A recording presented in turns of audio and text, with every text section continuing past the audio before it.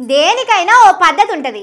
పోలీసులైనా, లాయర్లైనా, ఆఫీసర్లైనా, CM అయినా, ఆఖరికి PM అయినా సరే ప్రజలను ఏదన్నా పనికి ఒప్పించాలంటే చాలా కథ ఉంటుంది. ఎందుకంటే ప్రజాస్వామ్యంలో పవర్ ఎవరి చేతులున్నా దాన్ని ఇచ్చేది మాత్రం జనాలే. అయితే చెప్పినట్టు వినలేదని, అడిగినట్టు ఇయ్యలేదని సర్కారే పగ పెంచుకుంటే ఎట్లా? వాళ్ళకు అన్యాయం చేసుకుంటానే వాళ్ళ మీద నిందలేసుడు తప్పు కదా? మీరే చెప్పుర్రి. మేం పుట్టిన కాంచెల్లి ఈడనే ఉంటున్నాం. వ్యవసాయం తప్ప వేరే పని తెలియదు. మా తాతలు తండ్రులు ఇదే భూమిలో బతికిర్రు, గిదే భూమిలో కలిసిపోయిర్రు. మా పానాలు గీ భూమిలోనే ఉన్నాయి. వేరే జాగలకు పోయి బతకలేక కాదు. మా జీవమంతా ఈడున్నాక వేరే జాగకు మేమెందుకు పోతాం? మా భూములు మాకే కావాలని నిన్న లేగిచెర్ల రైతులు తిరగబడ్డారు కదా.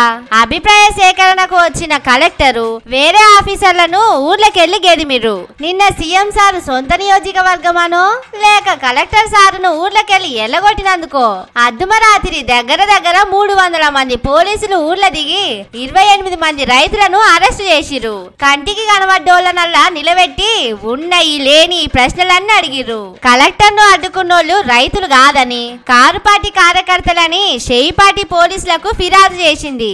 సర్కారు అడిగితే భూములు ఇయ్యనందుకు, రైతులు తిరగబడ్డందుకు కొడంగల్ నియోజకవర్గం మీద రేవంత్ సార్ సర్కారు పగబట్టినట్టే చేస్తున్నది. దుద్యాల, కొడంగల్, బొమ్మరాజ్పేట మండలాలల్లా ఫోన్లు, ఇంటర్నెట్ బందే పెట్టింది. దొరికినోళ్లను దొరికినట్టు తీసుకుపోయి కేసులు పెడుతున్నది. అన్యాయంగా అరెస్ట్ చేసిన రైతును ఎందుకు అరెస్ట్ చేసిరో అడిగిర్రు కారు పార్టీ నాయకులు. కేటీఆర్, హరీష్ రావు, జగదీష్ రెడ్డి సారు ఇంకా చాలా మంది షేయి పార్టీ సర్కారు తీరును వ్యతిరేకిస్తున్నారు. Car party working president KTR సార్సుతం రాత్రికి రాత్రి అరెస్ట్ చేసుడు మీద మస్తు గరమైండు. ఢిల్లీలో ఉన్నా గానీ అర్ధమరాత్రి అరెస్ట్ చేసిన రేగిచెర్ల రైతులను ఎంబడే ఇడిచిపెట్టాలని డిమాండ్ చేసిండు.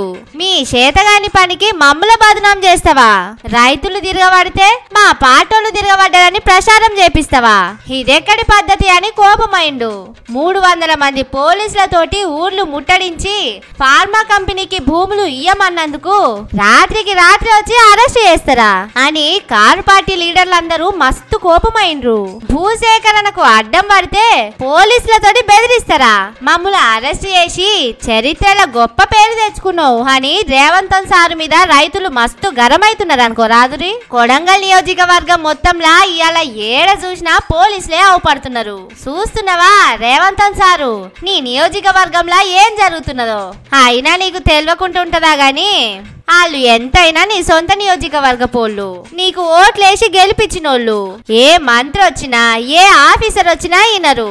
ఒకసారి నువ్వే పోయి వాళ్ళకి అర్థమయ్యేటట్టు చెప్పి చూడు, ఇంటర్ కావచ్చు అని అంటున్నారు రాజకీయం తెలిసిన మేధావులు.